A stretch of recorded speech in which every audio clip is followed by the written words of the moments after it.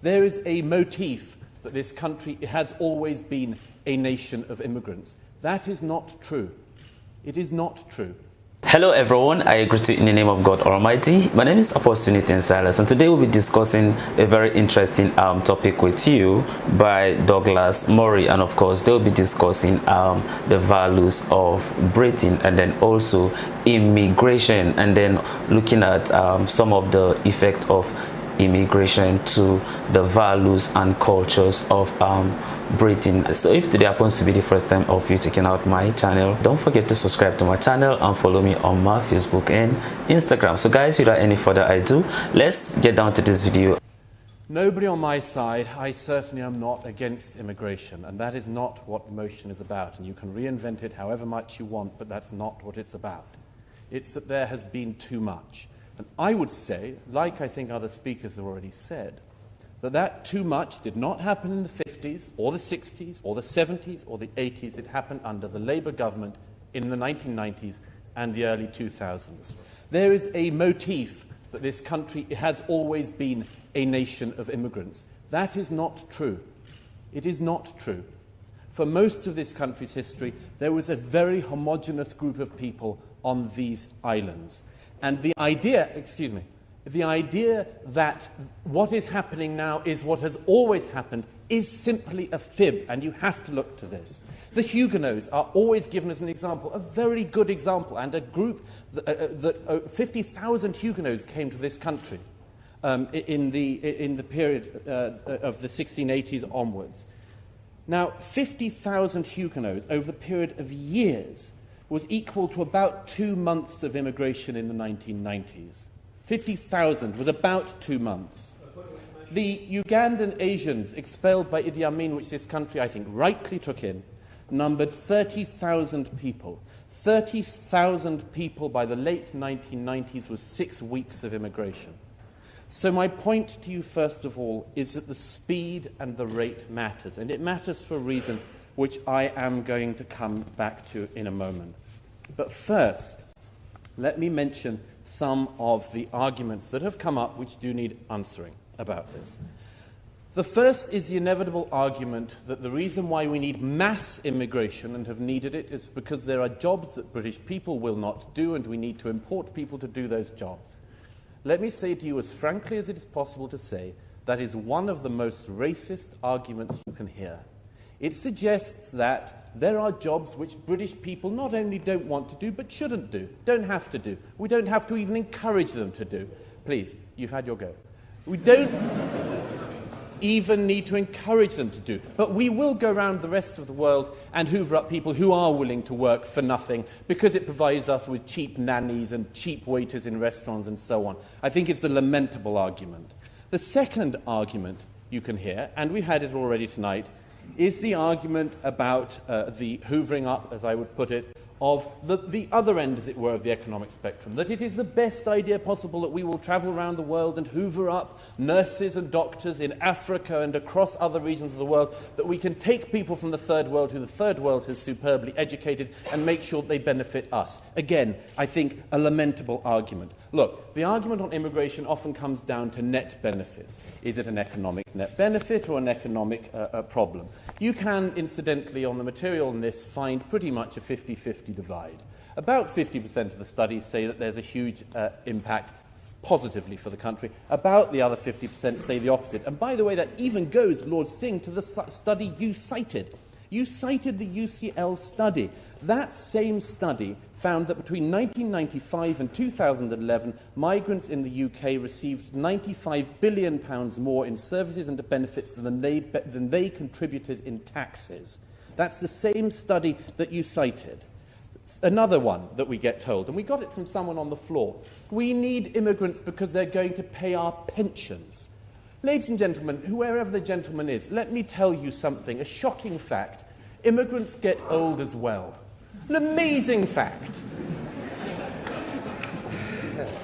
Which means that if you have that model, every single year you need to import more and more immigrants because you need to support that. It's known as the pyramid or migration model, and it doesn't work either.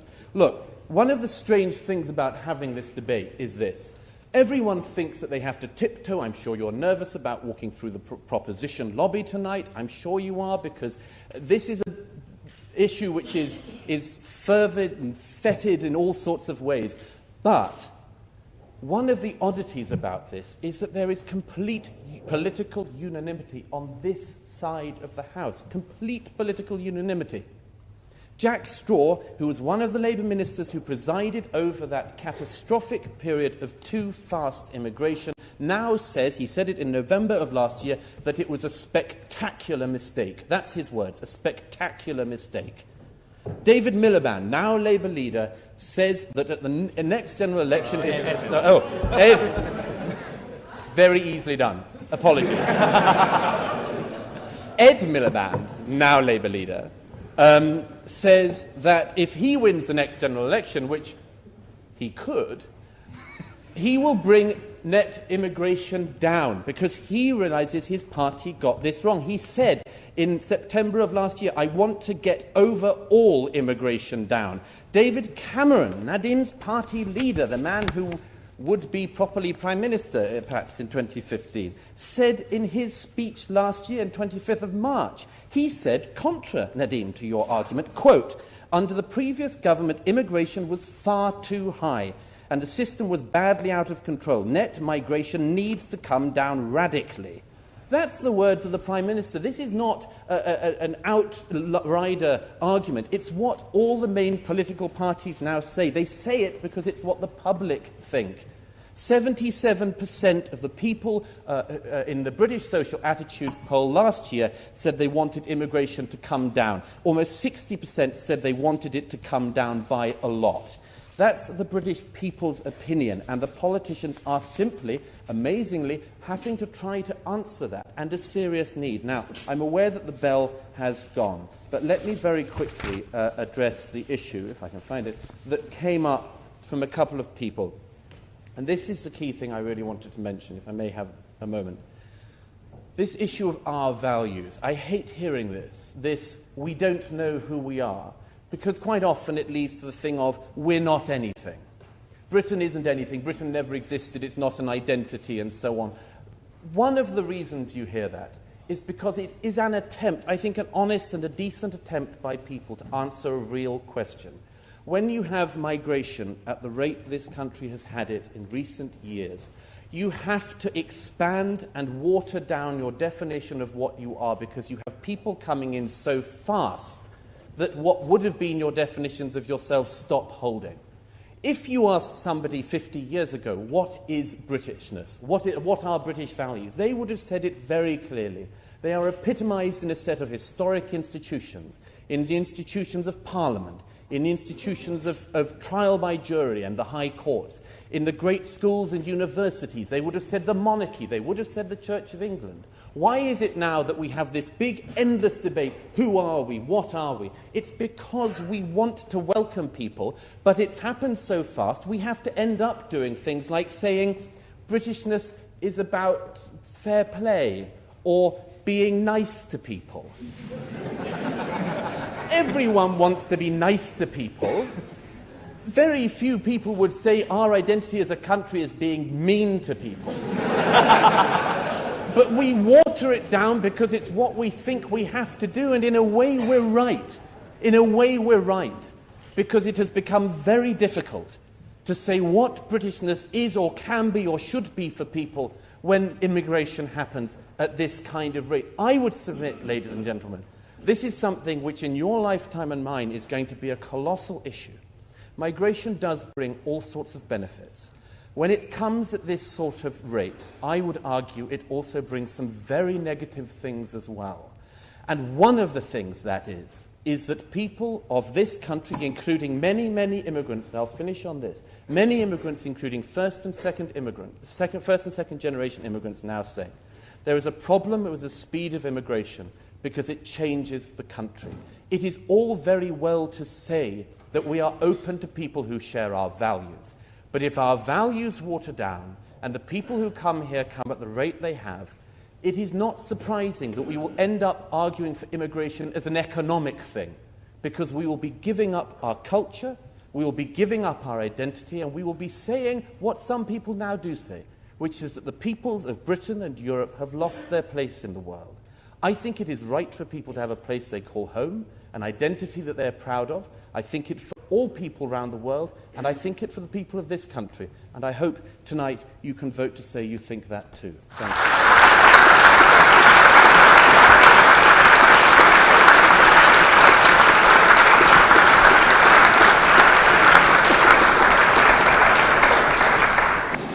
Wow, that's a very interesting video, watching Maurice giving his thought and opinion concerning immigration. I totally agree with Douglas Murray on his stand on immigration, because to me I feels like Britain have somehow forgotten about their values, and then therefore because of immigration has bring in people into Britain, and then therefore those people come with their different value system on how they understand things, and then therefore tend to influence, you understand, how Britain, you understand, do their things. Now there's a reason why I say so. For instance, of course, just like how you heard the student talking about students coming to Britain to come and study, and then therefore they tend to make the economy to grow. Of course, that is very important, but then I think Britain has its own, you understand, values. We could talk about democracy, we could talk about rule of law, we could talk about